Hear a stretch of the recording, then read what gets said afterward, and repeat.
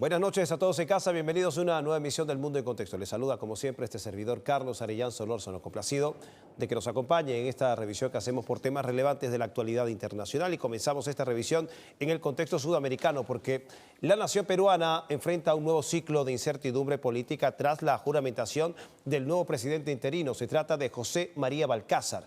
Se trata del octavo mandatario en menos de una década y a tan solo meses de las elecciones generales de 2026. El Congreso de Perú juramentó a José María Balcázar del Partido Perú Libre y asumirá el control de un país que parece atrapado en un ciclo infinito de vacancias y sucesiones constitucionales. Se trata del octavo mandatario, esto en menos de una década, tras la destitución del anterior mandatario interino, José Gerí.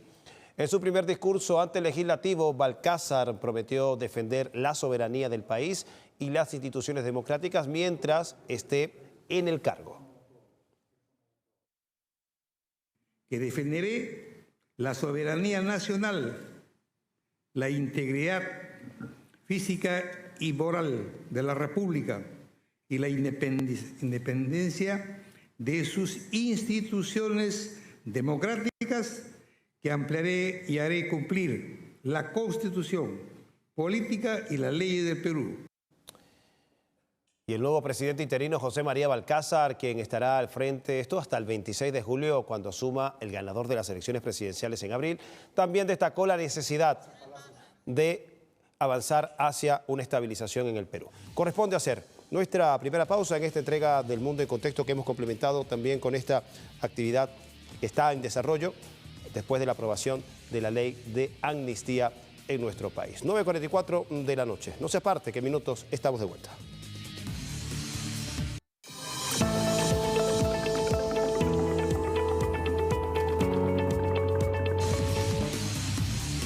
Estamos de vuelta con más del Mundo en Contexto, y en la primera parte revisábamos sobre quién es el nuevo presidente del Perú luego de la destitución de José Gerí. Y vamos a hablar justamente de que Perú tiene un nuevo rostro en el Poder Ejecutivo, pero su llegada no ha estado libre de cuestionamientos.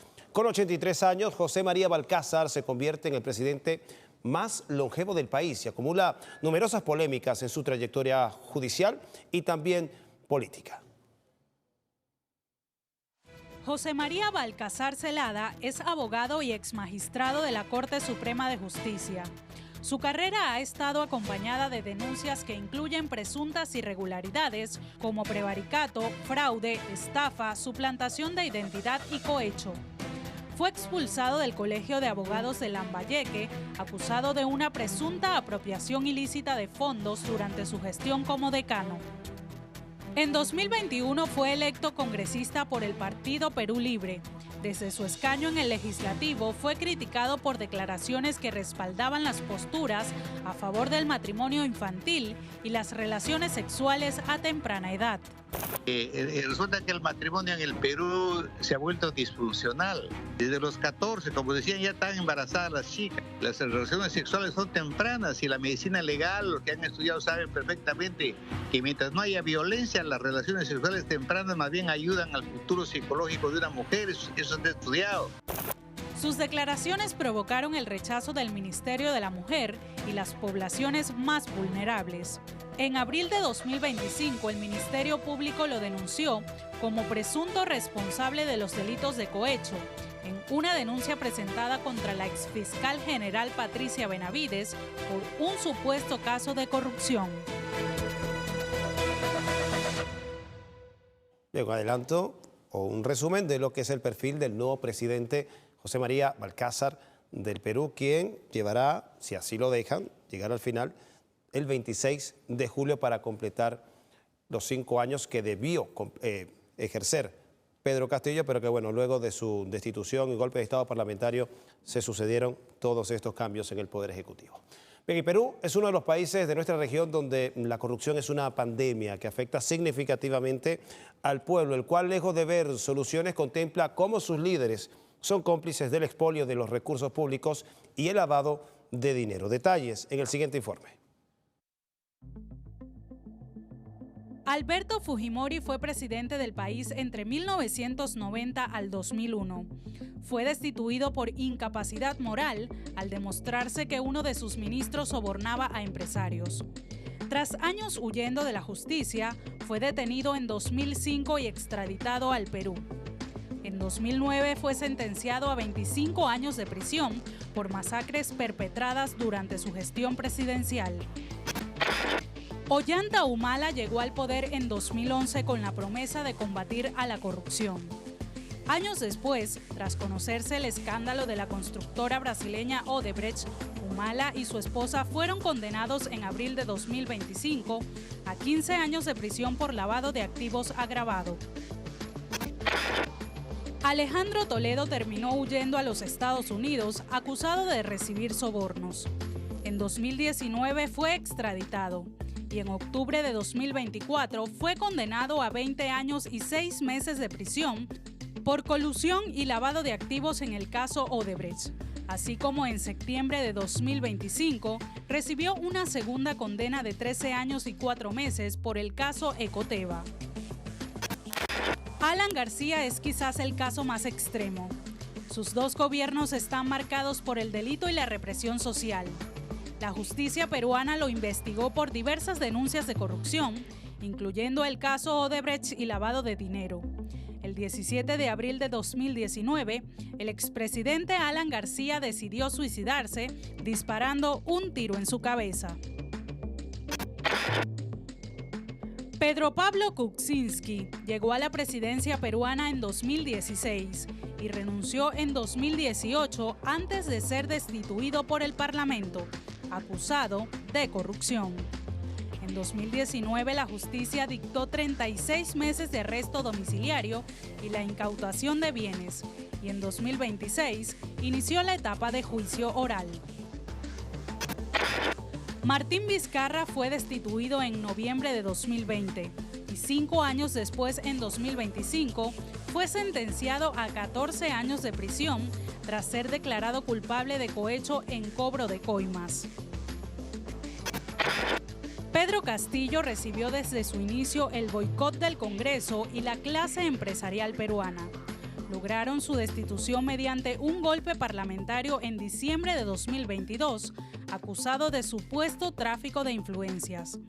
Fue sentenciado a 11 años de prisión por el delito de rebelión, basado en su intención de disolver el Congreso. Su sucesora, Dina Boluarte, se convirtió en la presidenta interina con mayor rechazo de la historia del Perú. Fue destituida en octubre de 2025, luego de 3 años de gestión por presunto lavado de activos y compra de relojes de lujo. Bien, y seguimos en el contexto sudamericano y en uno no menos convulso que en el caso peruano, porque agrupaciones de trabajadores de todo el país se sumaron al paro nacional de 24 horas y movilización hacia el Congreso contra la reforma laboral propuesta por el gobierno de Argentina, Javier Milei.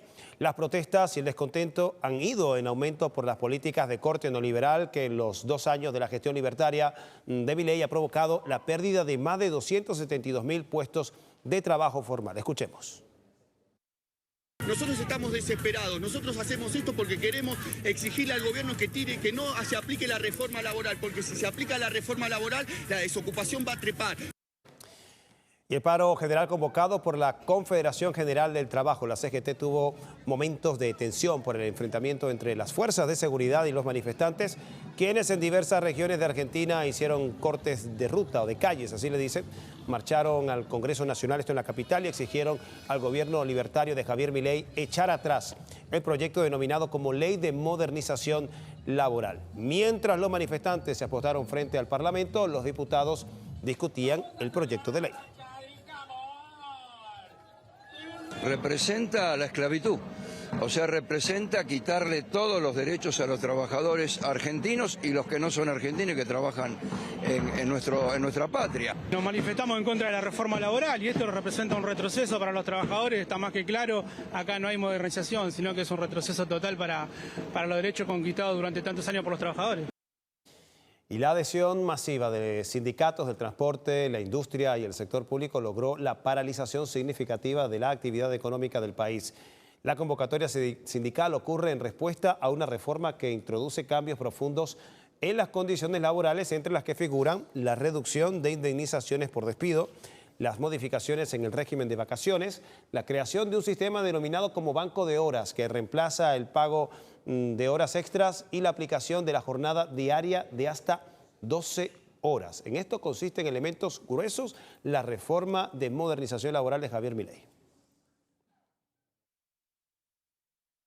Todas las leyes que tuvieron un contenido similar a esta, como las del menemismo y demás, son leyes que flexibilizaron a los trabajadores. No generaron ningún puesto de trabajo, presidente, ni un solo puesto de trabajo generaron formal. Se pierden puestos de trabajo con este tipo de leyes. Aumenta la desocupación, el trabajo informal, cristaliza las relaciones de precariedad enorme para millones de laburantes. El Instituto para el Desarrollo Social Argentino analizó el mercado laboral del país durante la última década y concluyó que los trabajadores informales pasaron de 6 a 9 millones y esto en condiciones laborales más precarias, concentrándose este sector en plataformas de delivery y de transporte. La más reciente encuesta realizada por operadoras privadas revela que el 72% de los consultados habría estado de acuerdo con el paro general y las medidas de fuerza masiva.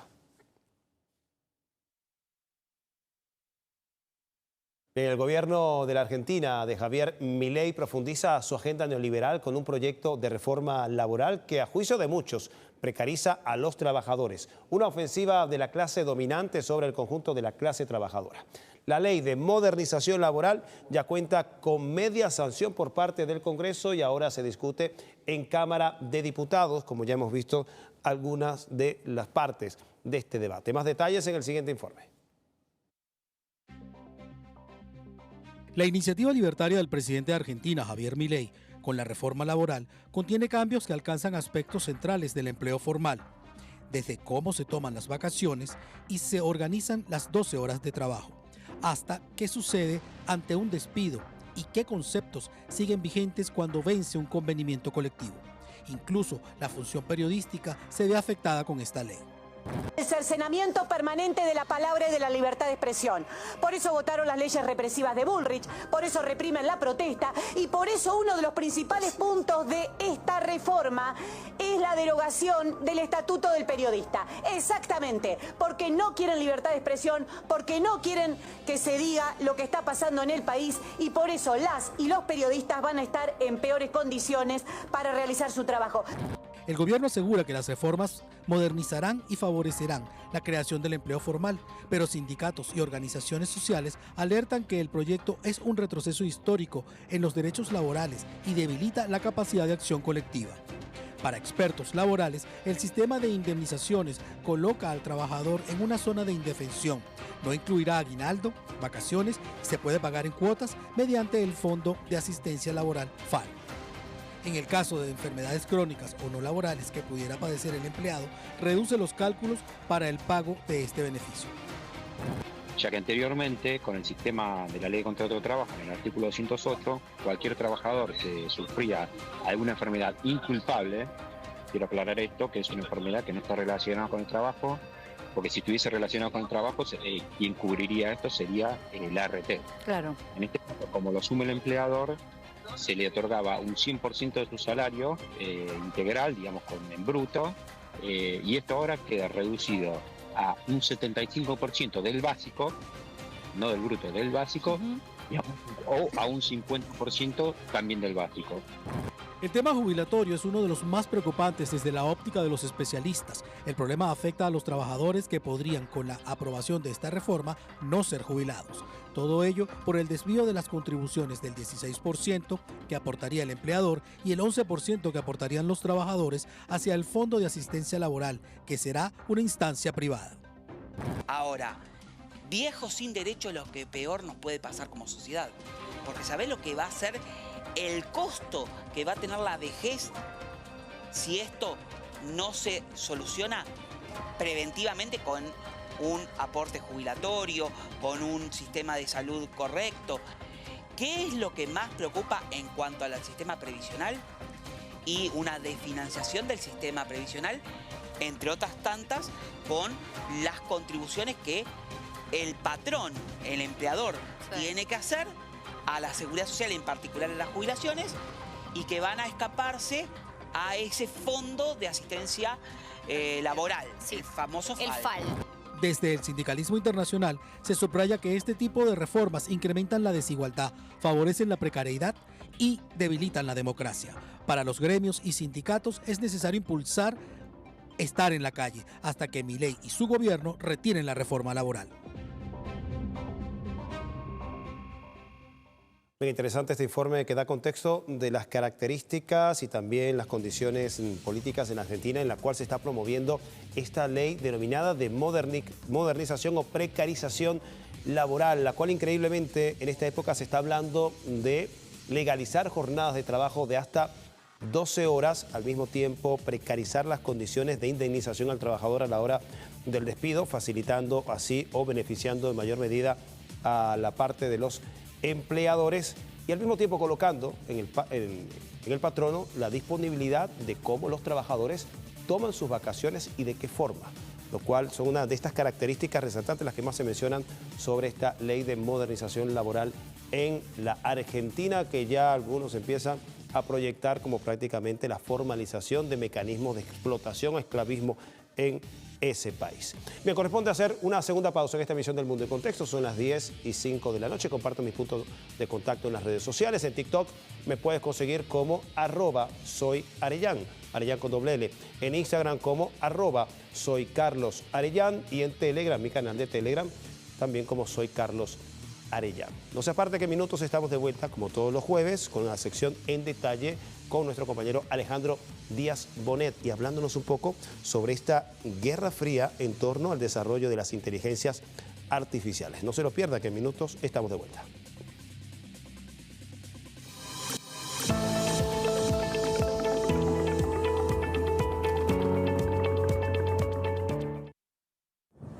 Is this the best your planet can offer? Me destroy everything! Whatever. Let's get this over with.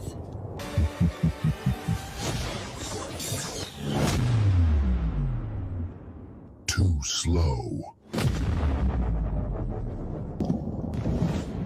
Shut up and disappear!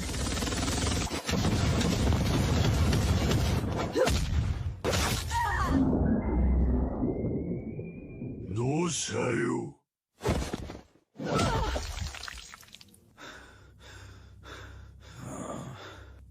Vegeta ni Urza Dobini Chan.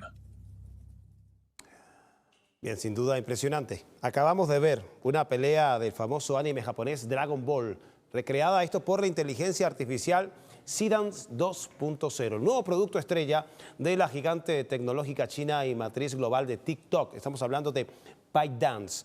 Este modelo es actualmente el tema de conversación más candente en el mundo tecnológico desde su lanzamiento a inicios de febrero de 2026. ¿Qué impacto tiene su lanzamiento en la guerra fría de las IA?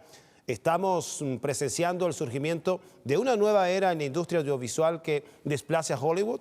Para despejar estas interrogantes tenemos ya en el estudio a nuestro compañero Alejandro Díaz Bonet y su sección En Detalle, y con este interesante tema sobre las IA y cómo se está dinamizando el acceso a este tipo de animaciones bastante realistas, ¿no?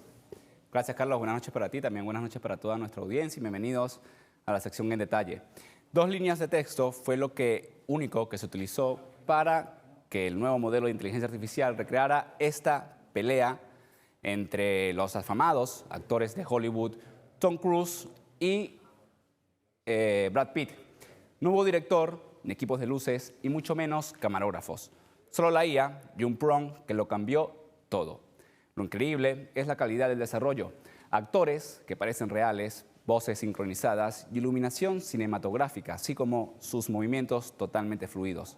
Su lanzamiento causó tanto revuelo que Hollywood ya ha emprendido una batalla legal para limitar las capacidades de Seedance, que por ahora se mantienen disponibles principalmente en China.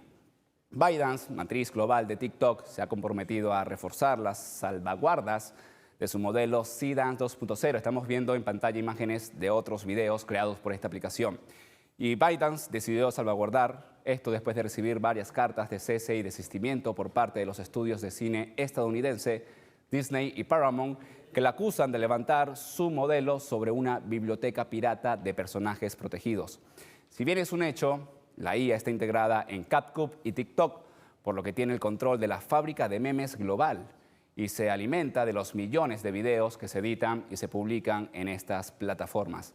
La compañía china no ha reconocido haber utilizado personajes con derechos de autor para entrenar su modelo y aseguraron que tomar las medidas necesarias para evitar el uso no autorizado de la propiedad intelectual y la semejanza por parte de los usuarios. Y vemos varios videos también animados del estilo anime japonés, así como en 3D, que fue lo que vimos al principio, y también en live action.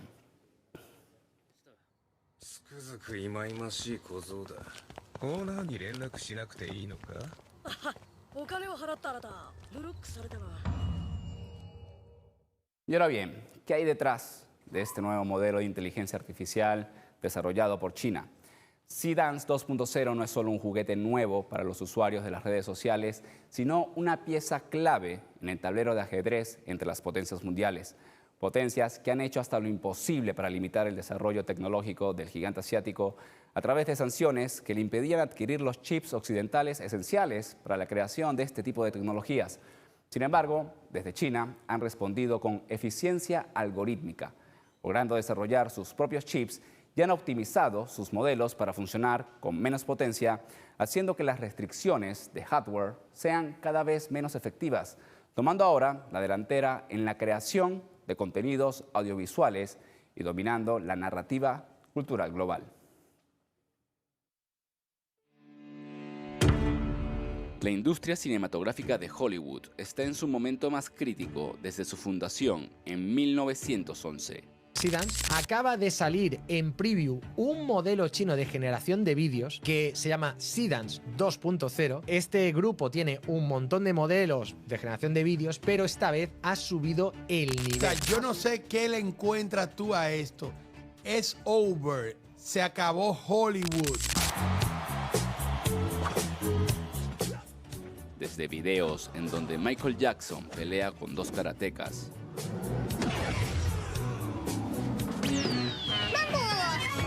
un gato gigante peleando contra un Godzilla,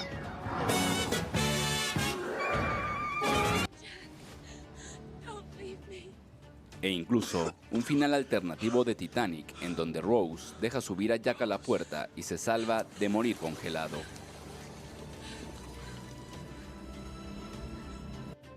De todo esto es capaz el nuevo modelo de inteligencia artificial Seedance 2.0, creado por la empresa ByteDance, matriz global de TikTok, cambiando para siempre la creación de contenido audiovisual y tomando el control de las narrativas en la cultura global. Un pilar que siempre ha estado en las manos de la industria estadounidense. Próximamente, la gente podrá hacer películas al estilo Hollywood y distribuirlas. ¿Qué significa eso para la existencia de la industria profesional? ¿Qué significa eso para la creación de falsas narrativas políticas que ya proliferan en este país? Son problemas muy complejos. Mientras modelos de inteligencia artificial occidentales dependen de recursos tecnológicos masivos y de última generación, los ingenieros chinos han optimizado su arquitectura. Seedance 2.0 fue entrenado con un 30% menos de las potencias de cómputo que los modelos desarrollados en 2025, además de que se utilizaron chips de origen nacional. Por ejemplo, se estima que Seedance 2.0 costó una fracción de lo que costó Sora, el modelo de inteligencia artificial de la empresa estadounidense OpenAI, gracias a la enorme base de datos de videos cortos de TikTok que ByteDance posee de forma exclusiva. El nuevo modelo de inteligencia artificial creado por China no es solo un avance técnico, es la prueba de que el eje del poder tecnológico se ha desplazado y que el gigante asiático tiene la capacidad para innovar incluso bajo presión externa. Demuestra que la carrera por la IA ya no es sobre quién tiene más chips, sino sobre quién tiene los mejores datos y la arquitectura más ágil.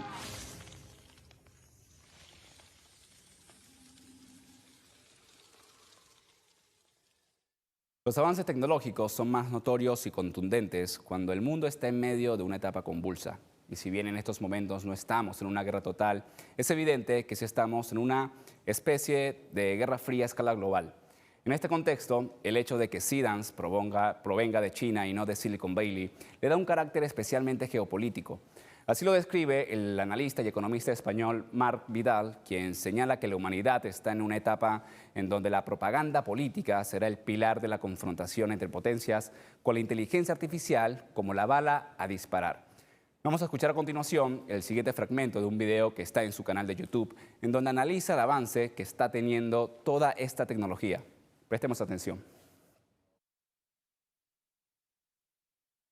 Seedance, además, no viene de Silicon Valley, que esto es importante, viene de China.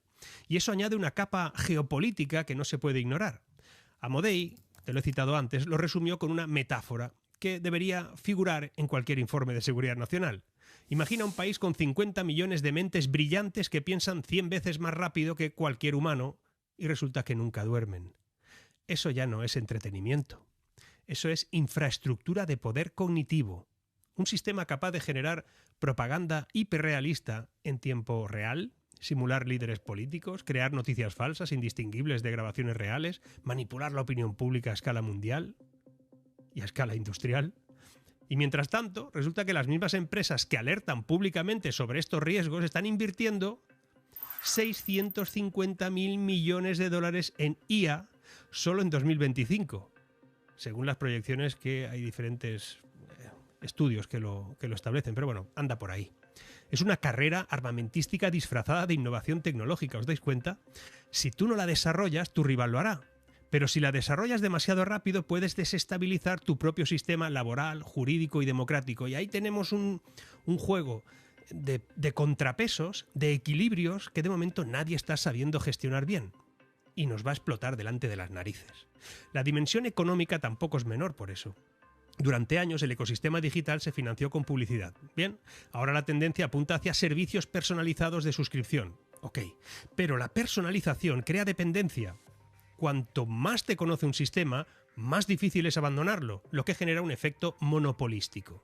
Estados Unidos apuesta por monetizar esos servicios. China, en cambio, lanza versiones gratuitas o de código abierto que erosionan la posibilidad de consolidar esos modelos de negocio. Es una guerra. No es solo competencia empresarial, es una guerra económica entre superpotencias, con las suscripciones, con lo gratuito.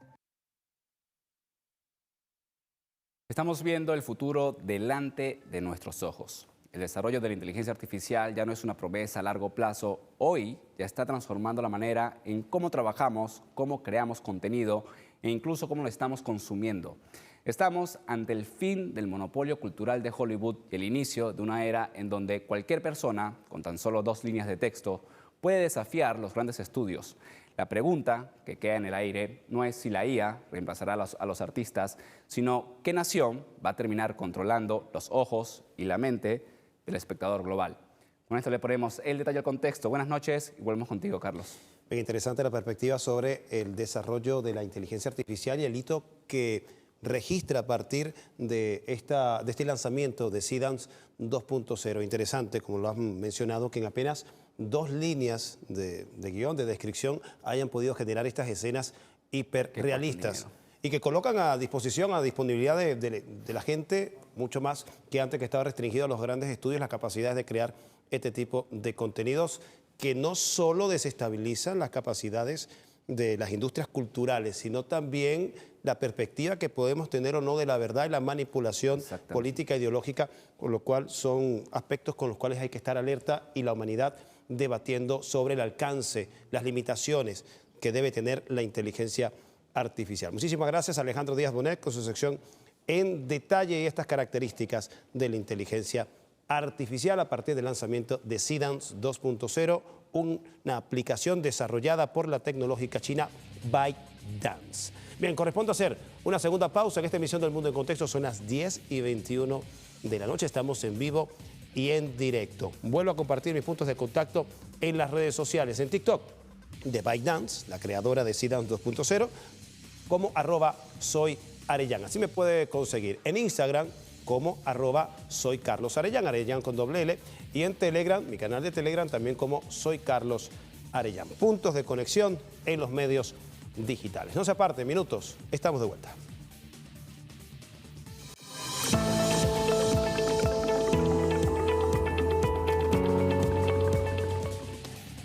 10:26 de la noche, estamos en directo con El Mundo en Contexto por la señal de Venezolana de Televisión, el canal de Venezuela Toda.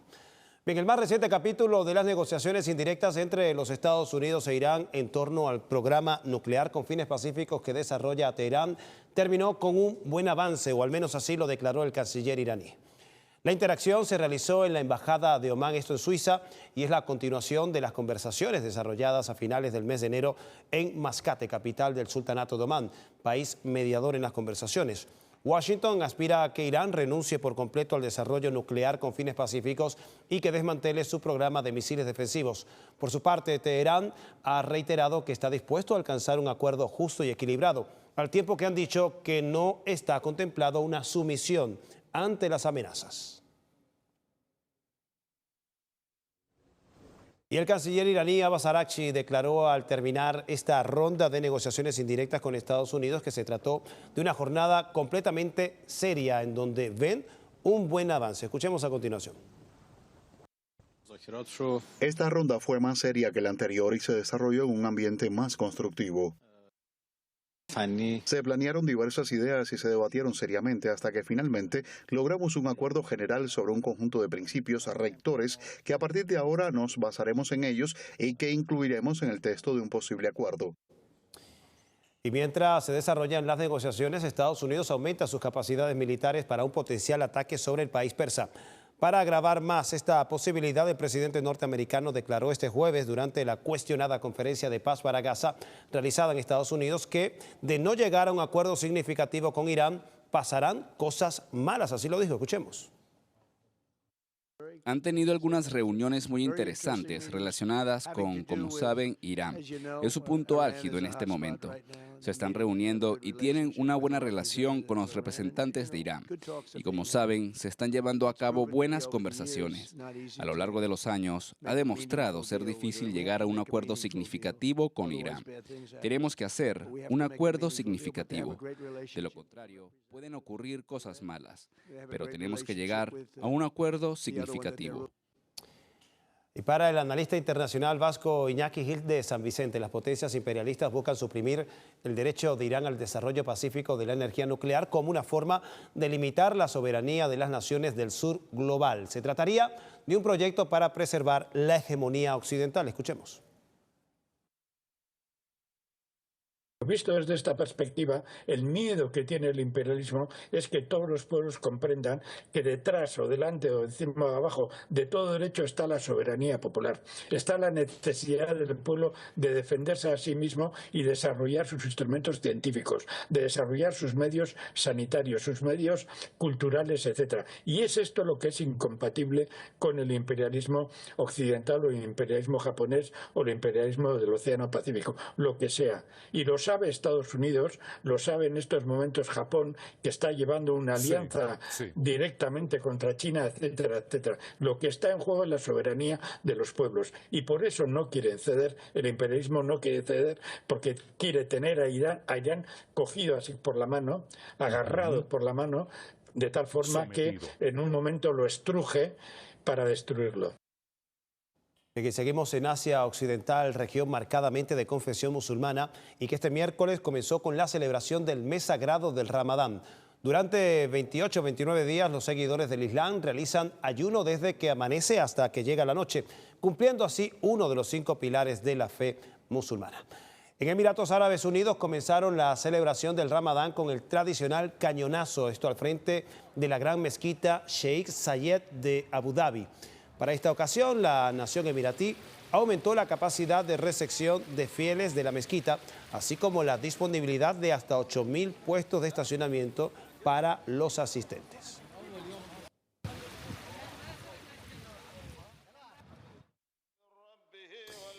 Y en Nigeria, el país de África con la mayor población musulmana, dio inicio al Ramadán con el toque de tambores tradicionales.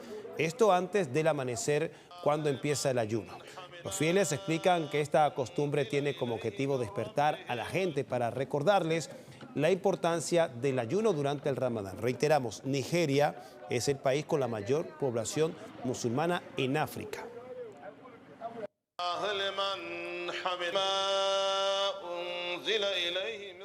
Mientras tanto, en la mezquita de Al-Aqsa, el tercer lugar más sagrado del Islam en Al-Quds o Jerusalén, cientos de palestinos acudieron a las ceremonias del comienzo del mes del Ramadán. Esta es la expresión de la tenacidad y la fe de los palestinos a pesar del contexto difícil marcado por el genocidio que desarrolla Israel contra los palestinos de Gaza y los desplazamientos forzados en Cisjordania.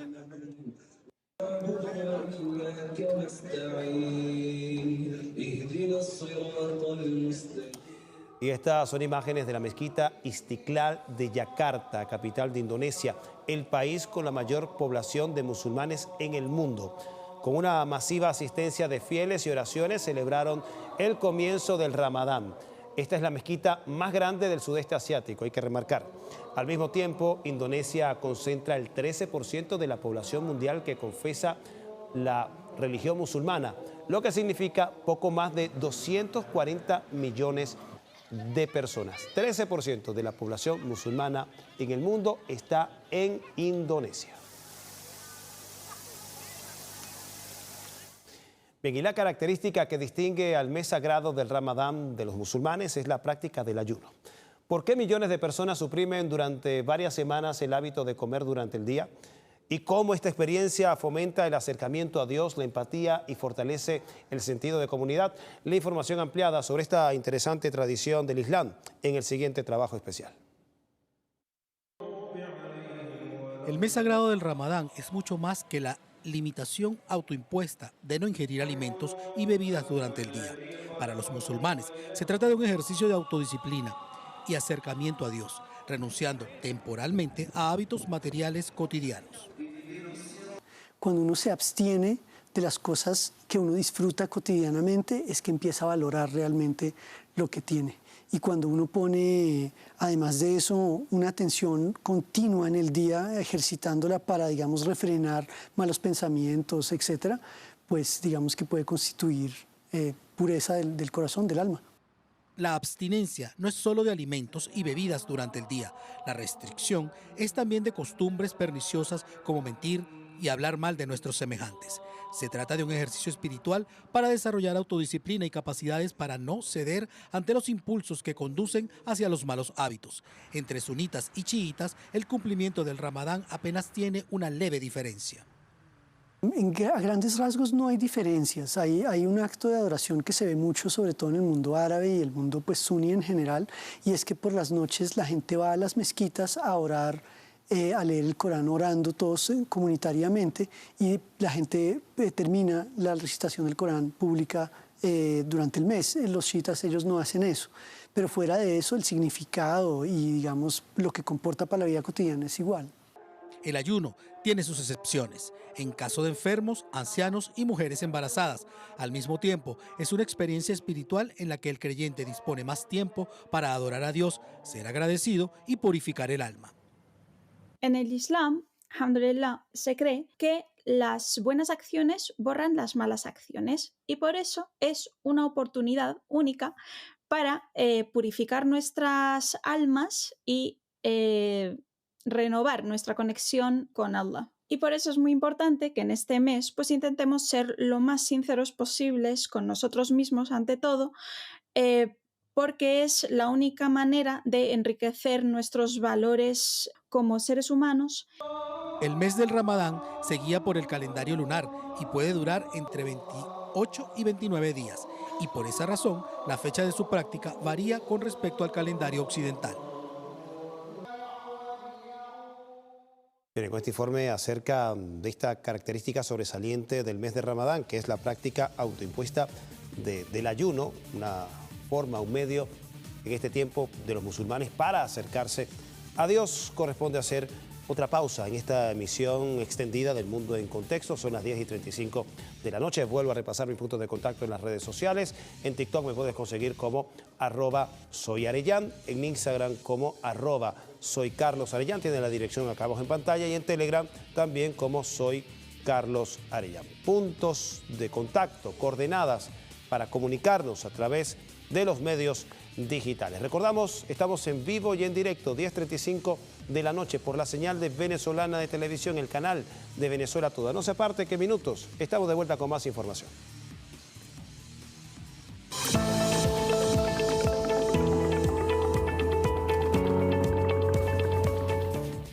Estamos de vuelta con más del Mundo en Contexto y en esta parte de revisar repercusiones del caso de Jeffrey Epstein.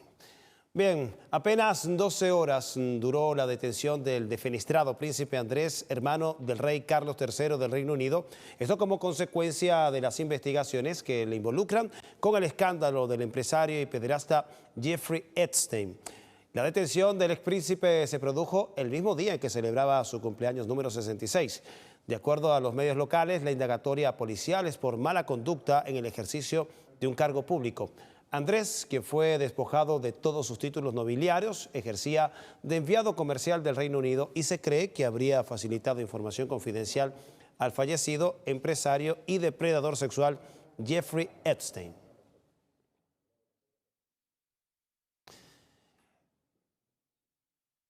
Y el nombre del expríncipe Andrés es uno de los cientos que se mencionan en los archivos de Jeffrey Epstein y además sale en fotografías comprometedoras con mujeres menores de edad que habrían formado parte y de manera forzada de una amplia red de tráfico sexual configurada por Jeffrey Epstein. Esta es una de las fotografías recientes en donde se ve al príncipe Andrés en el contexto de estas reuniones y asistencia a la residencia del cuestionado empresario estadounidense. Y en la trama del expríncipe Andrés con el empresario y pederasta Jeffrey Epstein destaca el caso de abuso sexual contra Virginia Giuffre, una mujer que denunció haber sido abusada al menos 3 veces por el que fuera el hijo favorito de la reina Isabel II. Este escándalo le costó los títulos nobiliarios a Andrés y a una víctima una vida corta que terminó sin conocer la justicia. La vida de Andrés terminó siendo una mala historia de príncipes. Al contrario de llevar una trayectoria intachable, el otrora hijo favorito de la fallecida reina Isabel II terminó siendo una vergüenza para la familia real británica, al figurar en la trama de complicidades con el empresario y pederasta fallecido Jeffrey Epstein.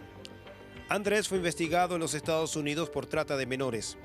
La víctima habría sido Virginia Giuffre, quien entonces, con 17 años, fue trasladada a Inglaterra y obligada a tener relaciones sexuales hasta 3 veces con el entonces príncipe Andrés. Fue repugnante. No fue rudo conmigo, pero se levantó. Dijo unas cosas y se fue. Me senté en la cama, horrorizada y avergonzada. Me sentí sucia y me tuve que levantar y darme una ducha. Al día siguiente, Ghislaine Maxwell me dijo que había hecho un gran trabajo. En una entrevista ofrecida a la BBC de Londres en 2019 para limpiar su imagen, el príncipe Andrés negó las acusaciones y aseguró que ni siquiera la conoció. One of Epstein's accusers, Virginia Roberts, has made allegations against you. Una de las denunciantes de Epstein lo ha acusado a usted. Dice que le conoció en 2001, que cenó y bailó con usted en el Club Tram en Londres y que tuvo sexo con usted en la casa en Belgravia de su amiga Ghislaine Maxwell. ¿Su respuesta? No recuerdo haber conocido a esta dama. No la recuerdo. ¿No recuerda haberla conocido? No.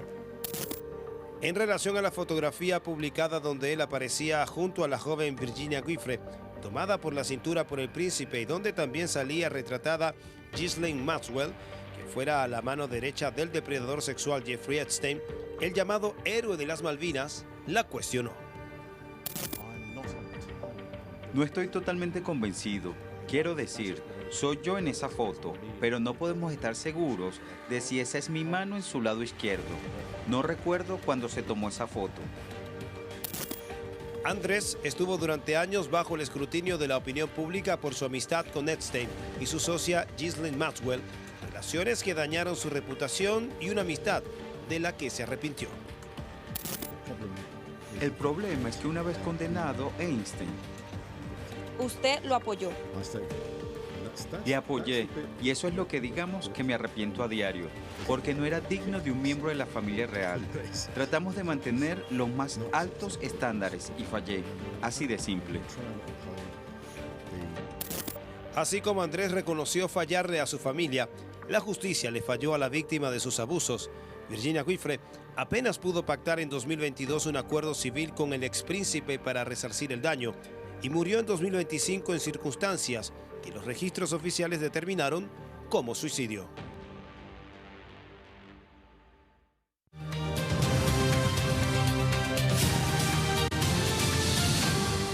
Y entramos final de esta emisión del Mundo en Contexto y en esta parte le contamos que la expresidenta argentina Cristina Fernández de Kirchner cumple 73 años este jueves. Repasamos a continuación brevemente la trayectoria de esta lideresa peronista, una defensora de la soberanía latinoamericana y los derechos humanos que se convirtió en la presidenta de Corazones. Quiero decirles a todos ustedes y a mis compatriotas que mi lugar está en el corazón de ustedes. ¿Saben qué? Si quiero ser algo, presidenta de Corazones. Es el título que más me gustaría. Corazón es lo que ha entregado a Argentina Cristina Fernández a lo largo de su carrera política. Cristina es madre de Máximo y Florencia. Y la esposa, la amiga y la luchadora al lado del expresidente de la Nación, Néstor Kirchner. Pero Cristina Fernández es ante todo una mujer sin máscaras. No me pidan nunca un gesto de hipocresía o falsedad, con mis defectos, con mis errores, con mis horrores. Soy como me ven, de una sola pieza. No miento, no engaño, me interesa la patria. Nació en La Plata el 19 de febrero de 1953, pero ha dado todo su amor y compromiso a la provincia de Santa Cruz. Cristina Fernández es abogada y desde 1969 comenzó en la política, donde su principal objetivo era darle poder al pueblo. Tome su bandera y sepa que él es el dirigente de su destino y el constructor de su vida, que esto es lo más grande que le he dado al pueblo argentino, el empoderamiento popular, el empoderamiento ciudadano, el empoderamiento de las libertades, el empoderamiento de los derechos. Esta líder peronista fue senadora de la Nación en 4 periodos y la primera mujer electa democráticamente como presidenta argentina. Entre 2007 al 2015, Cristina Fernández consolidó el proyecto popular de Néstor Kirchner, redujo la pobreza y pagó la deuda externa. Por eso sus enemigos le han fabricado expedientes para proscribirla políticamente. Y seguramente este tribunal, que es un tribunal del lawfare, un tribunal que seguramente tiene la condena escrita, lo va a hacer, no me interesa. No me interesa. He elegido la historia antes que ellos me declaren absuelta. A mí me absolvió la historia y me va a absolver la historia. Entre sus logros como dirigente política están elevar la educación y la ciencia, otorgar derechos a las mujeres y la sexodiversidad, hacer justicia contra los represores de la última dictadura, lograr la soberanía energética y hacer de Argentina un país bandera de la integración en la patria grande. Desde San Martín, desde Belgrano, desde Moreno, desde Rosas y de todos los hombres y mujeres que entregaron su vida por una patria mejor, porque la patria, compatriotas, la patria sigue siendo siempre el otro. Gracias, gracias chicos. Y de una presidenta de Corazones pasamos a un intérprete que también con su música conquistó corazones. Y es que este 19 de febrero el Caribe recuerda los 63 años del fallecimiento de su sonero eterno, Benny Moré. A continuación, rendimos tributo al bárbaro del ritmo. El legado dejado por Benny Moré en la música latinoamericana tiene un capítulo aparte para el músico cubano. Pocos artistas pueden lograr más de 60 décadas después ser estudiados y admirados por su obra en el son montuno, el mambo y la guaracha.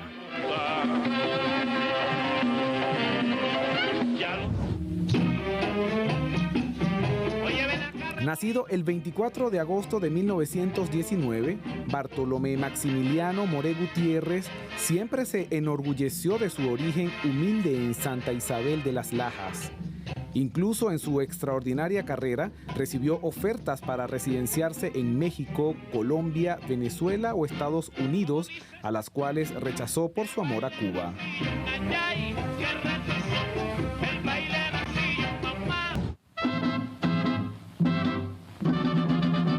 De Cienfuegos para el mundo y del mundo a Cienfuegos, el bárbaro del ritmo tenía la capacidad de cambiar en el acto una pieza y comenzar a improvisar inmortales melodías. Y es que Benny Moré jamás estudió música, todo era oído y pasión.